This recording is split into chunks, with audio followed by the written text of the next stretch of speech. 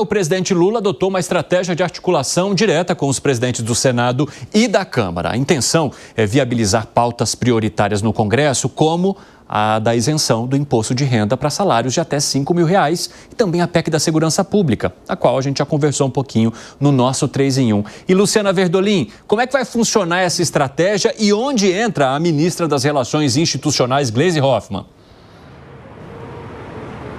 Eu não sei se você se lembra, Cine, lá atrás há uns meses, a gente disse que o presidente ia começar a receber lideranças partidárias, os presidentes dos partidos para negociar a reforma ministerial. Isso não aconteceu. O presidente não está negociando a questão envolvendo nem a votação dos projetos importantes no Congresso. Essa é uma grande reclamação que está chegando de deputados e senadores, nem mudanças aqui na esplanada. Mudanças que estão sendo feitas pelo presidente de aliados próximos, sem consultar a chamada base aliada, o que está gerando uma repercussão, uma reclamação cada vez mais significativa dentro do Congresso Nacional. Com isso, o presidente está se baseando ali, está centrando as conversas com os presidentes da Câmara e Senado. A ministra Gleisi Hoffmann chegou para fazer uma mudança, né, na articulação política diante das dificuldades que Alexandre Padilha estava tendo junto a alguns aliados dentro do Congresso Nacional. A avaliação também não é lá muito positiva. Na semana passada, a gente viu a ministra tentando barrar a CPMI do INSS lá no Congresso Nacional e, inclusive, petistas já começaram a assinar o requerimento, mesmo sem a concordância aqui do Palácio do Planalto. Então, está uma confusão generalizada. Na semana passada, a ministra reafirmou que o governo é contra, que isso pode dificultar, inclusive, as negociações para devolução, né, ressarcimento dos valores que foram desviados de aposentados e pensionistas. Ela não explicou como, mas disse que a negociação, que a CPMI no Congresso Nacional pode também atrapalhar os trabalhos da Polícia Federal, que ainda está investigando a fraude. Fato é que, mesmo com as mudanças aqui nas relações institucionais, na chamada coordenação política, as reclamações que chegam do Congresso continuam as mesmas. O governo não discute, o governo não recebe para conversar e o governo, principalmente, não ouve apelos, não quer saber de reivindicações, apenas quer apresentar demandas, e isso está sendo cada vez mais recorrente dentro do Congresso. O presidente Lula também tem sido alfinetado. Muitas pessoas estão lembrando que nos primeiros governos ele conversava muito. O Palácio do Planalto realmente era um entra e sai sem parar. Hoje ele tem sido mais seletivo. As conversas reduziram, não tem recebido muitos parlamentares no Congresso Nacional. Quando eles vêm aqui para o Palácio, eles ficam ou nas relações institucionais ou na Secretaria-Geral da Presidência, que deve mudar o comandante nos próximos dias, mas o presidente mesmo tem conversado pouco com os aliados e isso está gerando insatisfação e, segundo os recados que estão vindo do Congresso Nacional, é que pode dificultar a aprovação das matérias, mesmo com o apoio dos presidentes da Câmara e Senado.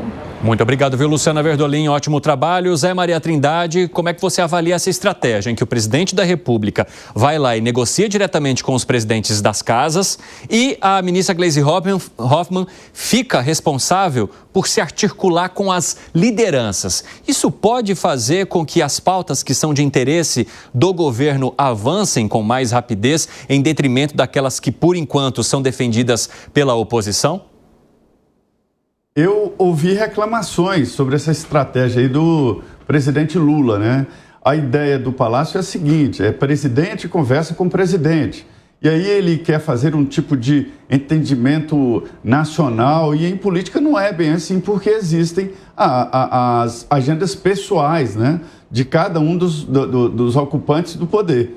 Então a ideia do presidente Lula é fazer uma união de presidentes, queria inclusive incluir nesse conceito aí o presidente do Supremo e fazer viagem todos juntos, fazer reuniões sempre, definindo ali pontos comuns. O ponto comum, ele às vezes reúne presidentes, né? Mas no dia a dia, que é o papel da ministra Gleisi Hoffmann, tem que ser os interesses gerais do Congresso Nacional, que nem sempre são republicanos. Aí a estratégia tem que ser com os líderes dos partidos políticos. Isso não se pode terceirizar. Os líderes, por sua vez, falam com os deputados dos seus partidos. A nomeação da Gleisi Hoffmann deu ali uma agilidade maior, porque ela está conversando diretamente com os integrantes, os líderes dos partidos políticos, mas não tem jeito, o presidente vai ter que colocar a mão na massa. Agora, há um raciocínio de que é muito perigoso o presidente da República ir no varejo, ele fica muito exposto, né? Então, qualquer irregularidade ou um assunto não republicano pegaria diretamente o presidente Lula. Então, é uma espécie, o ministro de Relações Institucionais, no caso a ministra Gleisi, né, funciona como uma espécie de blindagem. A estratégia não está dando certo porque o governo tem perdido todas nos últimos dias. Como é que você avalia, Piper? Eu acho que, veja, quando o presidente recebe um parlamentar, é óbvio que o parlamentar se sente prestigiado. Tem, claro, esse risco que o Zé mencionou, por exemplo, de esse excesso de atendimento ao varejo poder, eventualmente, criar algum tipo de constrangimento. Isso é um fato. A gente está falando de um parlamento muito grande, heterogêneo. De qualquer forma, eu acho que é, sim, um trabalho necessário. É claro que a ministra Gleisi, ela toma para si boa parte a maior parte desse atendimento. É o trabalho dela, eu acho que isso tem sido bem feito até aqui. Mas, de qualquer forma, o governo também vai entrando na reta final do seu mandato e os preços, as exigências vão ficando, o toma lá da cá, para falar em português, claro, ele vai ficando muito mais caro nessa reta final. E você acha que ele fica mais caro também pela falta de, digamos assim, poder do governo, da dificuldade que o presidente Lula tem nesse atual mandato, hein, Piperno? Eu acho que vai ficando tudo cada vez mais difícil. É evidente que o nível de popularidade não é mais o mesmo. O nível de encantamento, de sedução que o governo exerce também diminuiu muito, até porque agora o parlamento está muito mais empoderado, ele não depende mais tanto aí do toma lá da cá, porque afinal de contas as verbas, a fatia que o parlamento tem no orçamento é muito grande. Então essa correlação mudou. Mas ainda assim o parlamentar se sente prestigiado. Como é que você avalia, Segré? Dá a sensação de que o presidente está no plano C. Deu errado o plano A, deu errado o plano B, agora vamos no plano C. Se não fosse que alguma coisa está errada, ele não estaria conversando com os presidentes da Câmara e do Senado. E na política você precisa sempre fusível. O presidente Lula é a última palavra. É aquele que define sim ou não. O presidente do Senado, o presidente da Câmara, pode ter sempre a desculpa de conversar com as suas bases ou conversar com os líderes. Isso não é bom, porque expõe o presidente numa situação que ele não tem correlato do outro lado. Ele é que determina. O ministro no meio, Gleisi Hoffmann ou qualquer um, poderia sempre dar a opção de eu vou consultar o presidente. Quando o presidente está na linha direta, não tem com que consultar, não tem por que adiar uma determinação. Mas do outro lado, sim. Os americanos utilizam muito essa situação. Se você vai a negociar com um americano, ele vai olhar o teu cartão. Se o teu cartão diz diretor, você vai negociar com um diretor. Nunca vai negociar com o presidente. Isso tem a ver precisamente com a necessidade de que um não pode ter fusível se o outro não tem também. Rogani, você acha preocupante o fato de depois de 3 anos o governo ainda está adotando novas estratégias para conseguir se comunicar? É sinal de que tudo que foi feito até agora não funcionou como eles imaginavam? Eu vejo que sim. E aí tem raízes estruturais, Evandro. Uma delas é que falta um projeto de país, um projeto de longo prazo. Todas as medidas anunciadas, elas são muito parecidas com medidas do passado. E algumas dessas medidas que evidentemente não deram certo, né? Que trouxeram inflação, descontrole fiscal e depois até queda no crescimento econômico. Então esse é o primeiro ponto. Segundo ponto, você tem também, e aí ligado à falta de medidas, uma conjuntura econômica não tão favorável, você tem um Congresso muito mais empoderado, né, com muito mais força, e que também, é claro, né, a questão das emendas deu muito mais força para este parlamento, e uma base do Executivo no Congresso que é muito frágil e que é muito dependente de aprovação do Centrão, mas não é uma base orgânica que ele tem, né? Não é uma relação orgânica com o Centrão, é caso a caso e preço a preço. A base orgânica ela é muito frágil. E além de ser frágil, ela está desembarcando, que é o PDT. E você não tem, diferentemente do primeiro e do segundo mandato do presidente, você não tem aquele apoio popular que ocorria no passado, aquela euforia, uma conjuntura internacional bastante favorável, um crescimento da renda e do emprego e a população apostando, né, com esperança. Agora não.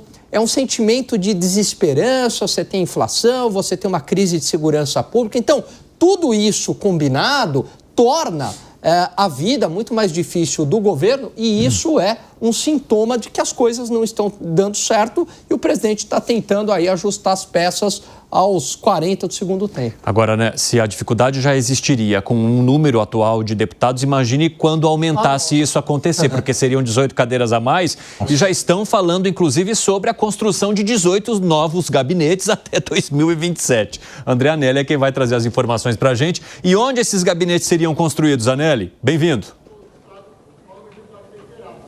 Obrigado, Evandro. Muito boa tarde a você, boa tarde a todos aqui no 3 em 1 da Jovem Pan.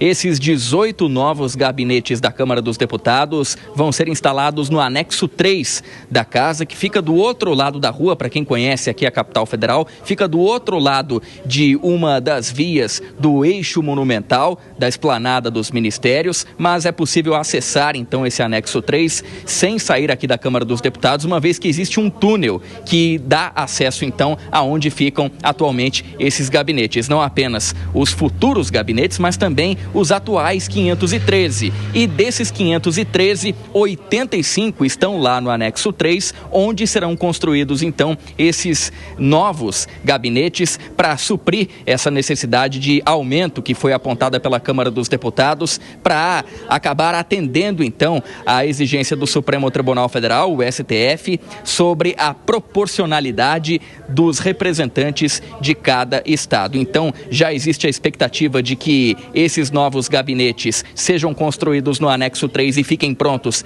antes de 2027, uma vez que, se aprovado o texto que aumenta o número de deputados, se esse texto for aprovado aqui no Senado, então já para o ano que vem vão haver novas vagas para a Câmara dos Deputados e, consequentemente, em fevereiro de 2027, eles vão tomar posse. Por conta disso, então, já existe essa movimentação em torno da construção desses gabinetes, que fica no anexo 3, que é uma espécie de patinho feio, viu, Evandro? Porque atualmente os 85 gabinetes que já existem naquele local, eles não contam com banheiro, também são gabinetes mais antigos, mas toda uma reforma que vai contemplar também o aumento do número de gabinetes, vai instalar banheiros privativos em cada um, não só dos novos gabinetes, mas também dos 85 já existentes. Então, a expectativa é de que aquele anexo 3, ele seja todo reformado no sentido não apenas de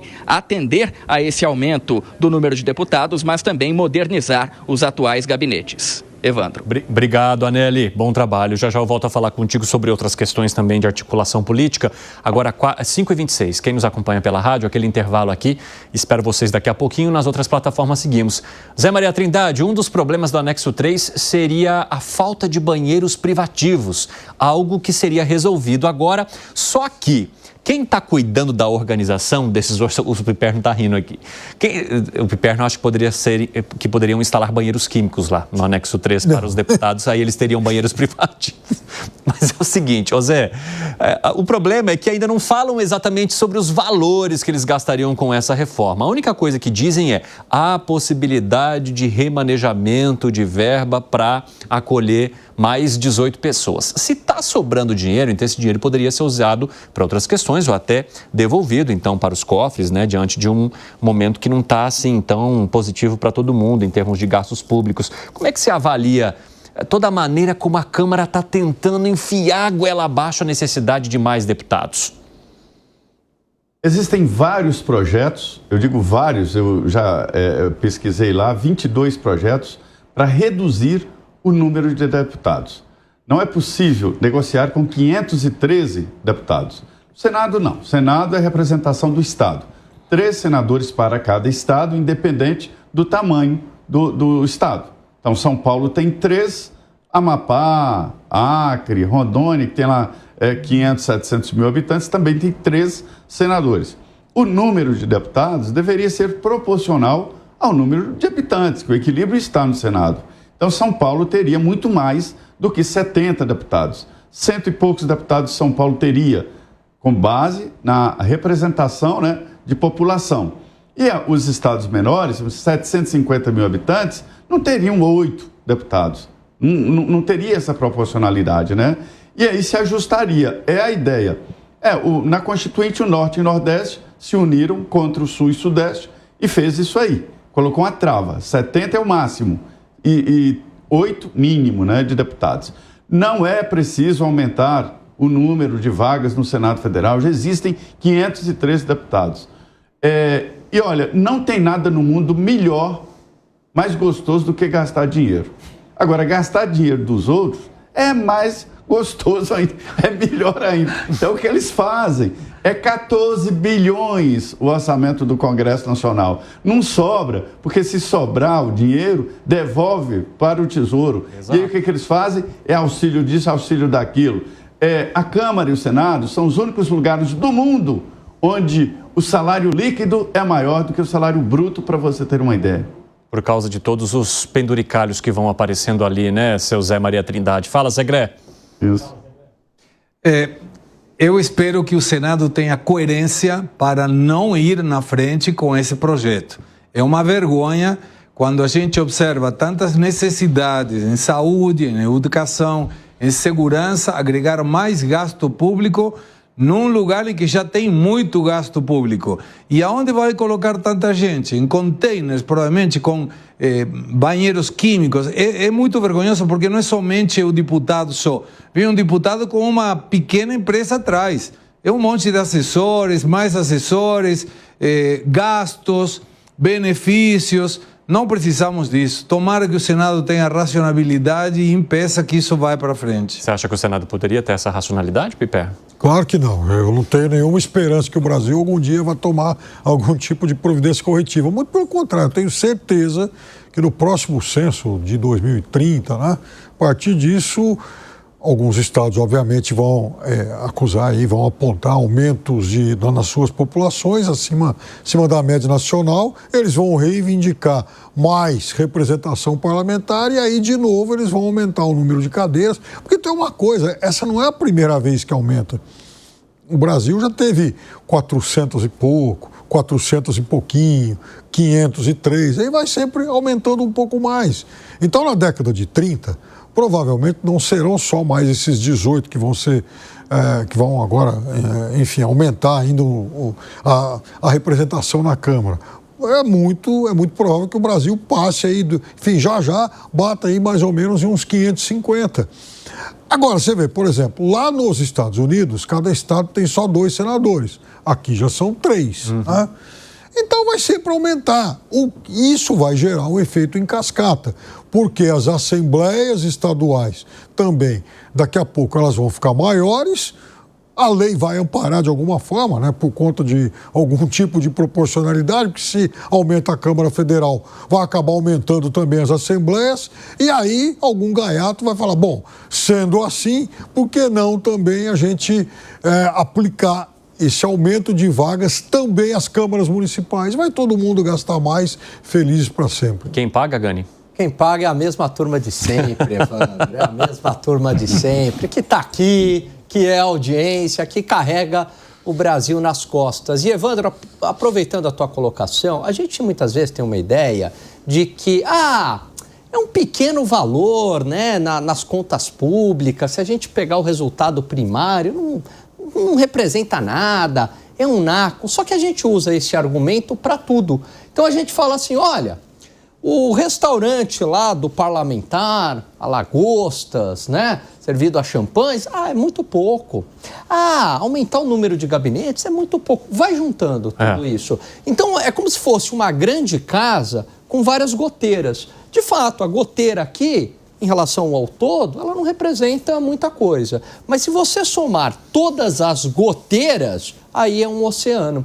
Então o Brasil é uma grande casa com várias goteiras, com vários desperdícios de recursos públicos. E se a gente somar todos esses desperdícios, Evandro, no nível federal, no nível estadual e no nível municipal, aí a gente está falando de bilhão. Exatamente. Agora, em articulação, o PSD e o União Brasil estão enfrentando disputas por espaço no governo federal e também por candidaturas nas eleições do ano que vem, principalmente em estados como Bahia e Santa Catarina. E essa tensão ela é agravada por desentendimentos entre lideranças dos partidos, como a rixa entre Davi Alcolumbre e o ministro de Minas e Energia, Alexandre Silveira. Ô Zé Maria Trindade, o PSD, ele está se achando desprestigiado em relação aos ministérios nesse governo?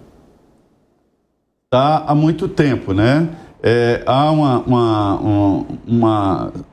dizem que é uma subrepresentação, porque o PSD tem uma articulação forte no Congresso Nacional, tem um número de representantes no Senado e na Câmara dos Deputados, e acha que está tendo um espaço muito pequeno no governo.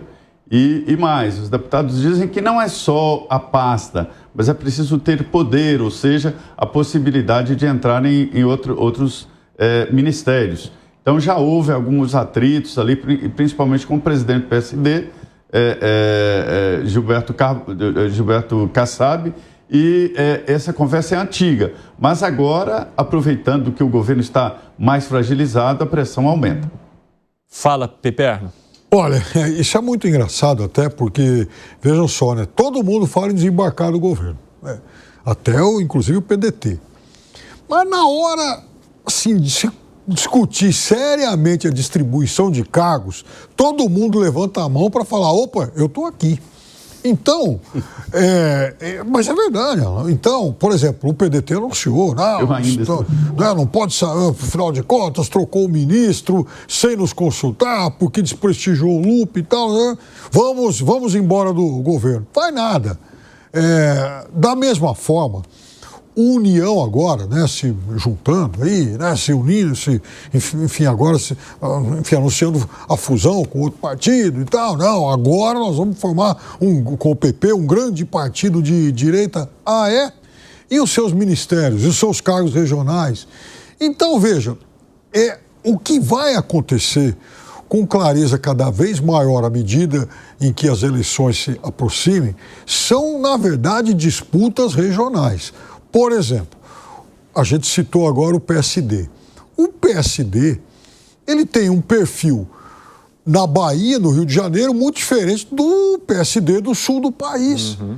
Então, eu duvido, já falei aqui, duvido, essa história de que o Kassab ameaça lançar uma candidatura, tudo papo furado. Eles não vão ter coragem de fazer isso em hipótese alguma. Porque se fizer isso, primeiro, muitas seções regionais vão se manifestar contra. Imagina, por exemplo, o Kassab levantando a mão e falar, a partir de agora nós vamos todo mundo embora do governo e vamos apoiar a candidatura, sei lá, do Ratinho Júnior.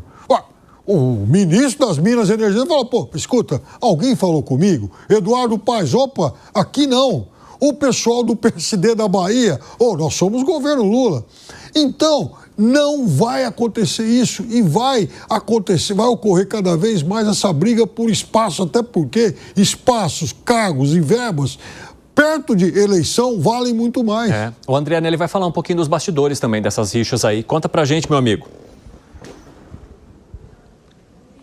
Pois é, Evandro, são queixas que colocam em lados opostos o PSD e o União Brasil, e tem vários motivos. O primeiro deles, inclusive, que a gente vem destacando aqui ao longo dos últimos dias, vem do Senado. O presidente aqui da casa, Davi Alcolumbre, tem divergências em relação a Alexandre Silveira, ministro de Minas e Energia, por conta das indicações para agências reguladoras. Então, os dois, nesse momento, não têm falado a mesma língua, embora Alexandre Silveira tenha sido indicado para a pasta pasta por Davi Alcolumbre, mas essa indicação já não teria mais validade e por isso, inclusive, existe essa insatisfação com a permanência do ministro na pasta. Um outro ponto que vocês já estavam discutindo aí também no estúdio é em relação às eleições. De um lado, o partido, o União Brasil, ele defende, por exemplo, no Rio de Janeiro, que Rodrigo Bacelar, presidente da Assembleia Legislativa do Estado do Rio de Janeiro, seja o candidato a governador do Estado. Por outro lado, o PSD vem defendendo, inclusive com o apoio do presidente Lula, que o prefeito da capital, Eduardo Paes, seja então o candidato ao Palácio Guanabara. Essa é outra divergência que acaba colocando então em lados opostos os dois partidos. E por conta disso, e também por outras divergências, Davi Alcolumbre tem travado aqui a pauta do Senado. O Senado tem trabalhado em ritmo muito lento, principalmente em relação às deliberações no plenário, porque aguarda então uma deliberação e um entendimento entre ele e também o ministro de Minas e Energia, ou seja, entre o Legislativo e o Executivo, na indicação de nomes para a ocupação das agências reguladoras. E esse é apenas um ponto de outro também, que acaba trazendo divergências entre os partidos em relação à distribuição nos ministérios. Essa é uma divergência que sempre existe, que o governo federal vai lidando ao longo de todos os anos e que acaba nunca contemplando a vontade de todas as siglas. Atualmente, o União Brasil, então, tem, por exemplo, o Ministério de Turismo, o Ministério do Turismo, com o ministro Celso Sabino, e esse ministério também é visado pelo PSD, que já tem 3 pastas, mas acredita que deveria ter muito mais, então acaba agravando ainda mais essa divergência entre as duas siglas, e o governo federal não tem interesse em deixar de ter o apoio aqui no Congresso Nacional, nem do União Brasil e nem também do PSD, porque os partidos são os maiores aqui do Congresso Nacional, juntamente com outros, e acabam representando, pelo menos teoricamente, votos nas pautas de interesse do governo aqui no Legislativo. Evandro. Valeu, Anélio. Um ótimo trabalho para você.